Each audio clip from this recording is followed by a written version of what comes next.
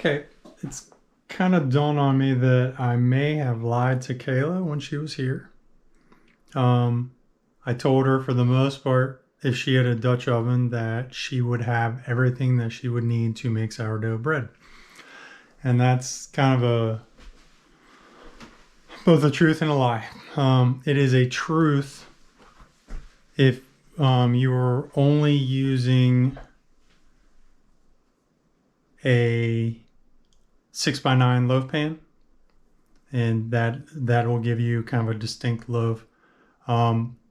If you are wanting to do a kind of a artisanal bowl, like kind of a loaf, a lot of times those are done in a basket with kind of a cloth in it that's floured up to keep it from sticking. They do make specialized versions of these, and they are called proofing baskets or bannetons. They look like these. So they often come with a liner. You can kind of see the shape of this one would be a round bowl.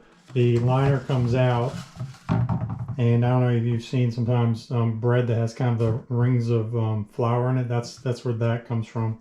So you can either use the liner or the banneton, and that would be kind of a bowl type scenario. I also have one, and you'll see in late videos here in a little bit.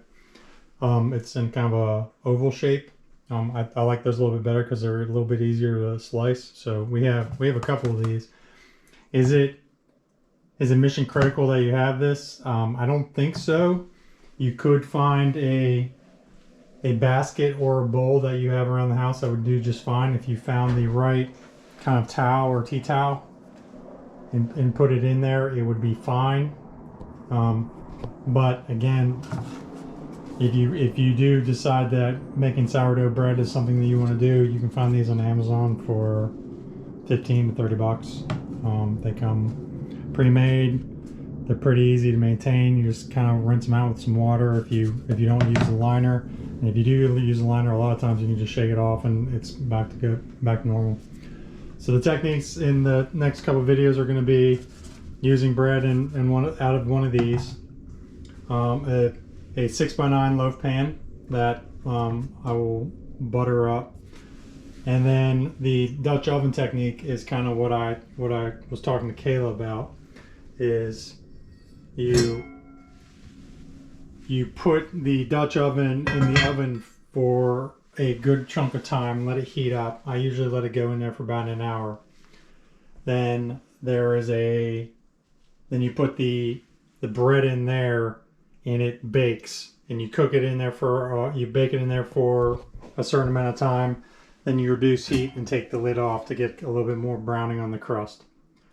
So there's a couple different techniques. I'm going to show you both out of the box. You may not have the means to do exactly what I do in the video because I have a couple of these.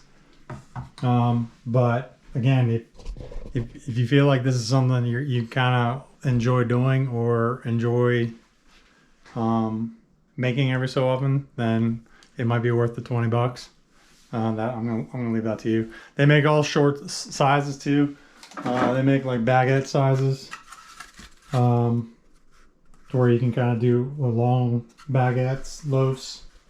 I've used those a couple times to make rolls for sandwiches, submarine sandwiches, stuff like that, meatball subs.